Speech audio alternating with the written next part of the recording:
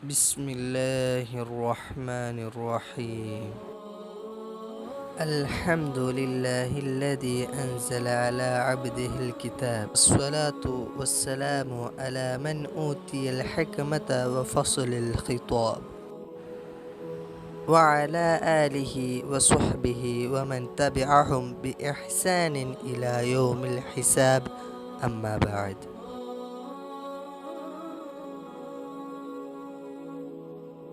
اللهم فارج الهم كاشف الغم مجيب دعوة المضطرين رحمن الدنيا والآخرة ورحيمهما، أنت ترحمني فارحمني رحمة تغنينا بها عمن سواك.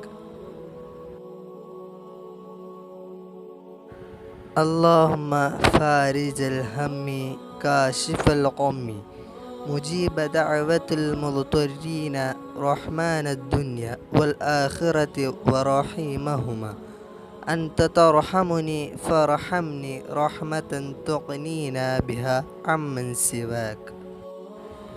അബൂബക്കർ റളിയല്ലാഹു അൻഹു തൻ്റെ മകൾ ആയിഷ റളിയല്ലാഹു അൻഹയോട് പറഞ്ഞു, നബി സല്ലല്ലാഹു അലൈഹി വസല്ലം എനിക്ക് പഠിപ്പിച്ചു തന്ന ഒരു ദുആ ഞാൻ നിനക്ക് പഠിപ്പിച്ചു തരാം.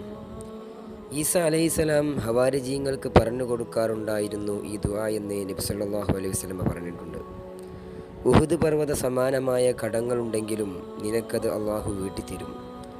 ആയിഷ റളിയല്ലാഹു അൻഹ പിതാവിനോട് പറഞ്ഞു, അതെ, പറഞ്ഞു തരൂ ഉപ്പ.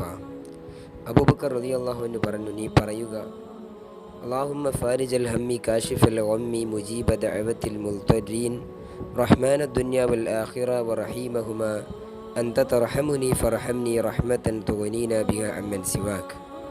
അബൂബക്കർ റളിയല്ലാഹു അൻഹുവിൻ്റെയും അസ്മ ആയിഷ റളിയല്ലാഹു അൻഹ എന്നിവരുടെയും കടങ്ങൾ ഇത് ചൊല്ലിയപ്പോൾ വളരെ പെട്ടെന്ന് അള്ളാഹു വീട്ടിക്കൊടുക്കുകയുണ്ടായി. ഇമാം ഷാഫിഈ റഹ്മത്തുള്ളാഹി അലൈഹി പറയുന്നു, നിങ്ങളിൽ ഒരാൾ കടം വാങ്ങുകയാണെങ്കിൽ അള്ളാഹുവിൽ അത് വരമേൽപ്പിക്കുക. അഥവാ ഇങ്ങനെ പറയുക, അല്ലാഹുമ്മ അലൈക തദായൻതു വ അലൈക തവക്കൽതു വ ഇലൈക അംരി ഫവ്വൽതു. അർത്ഥം, അള്ളാഹുവേ, നിൻ്റെ മേൽ ഞാൻ കടം വാങ്ങി, നിൻ്റെ മേൽ ഞാൻ ഭരമേൽപ്പിച്ചു, നിന്നെക്കൊള്ളെ എൻ്റെ കാര്യങ്ങളെ ഞാൻ ഏൽപ്പിക്കുന്നു. ഖളല്ലാഹു അന്നാ ഹാജാതിനാ വഅദ്ദാ ദുയൂനനാ. അള്ളാഹു നമ്മുടെ ഏവരുടെയും ആവശ്യങ്ങൾ നിറവേറ്റി തരികയും കടങ്ങളെല്ലാം സമ്പൂർണമായി വീട്ടിത്തരികയും ചെയ്യുമാറാകട്ടെ.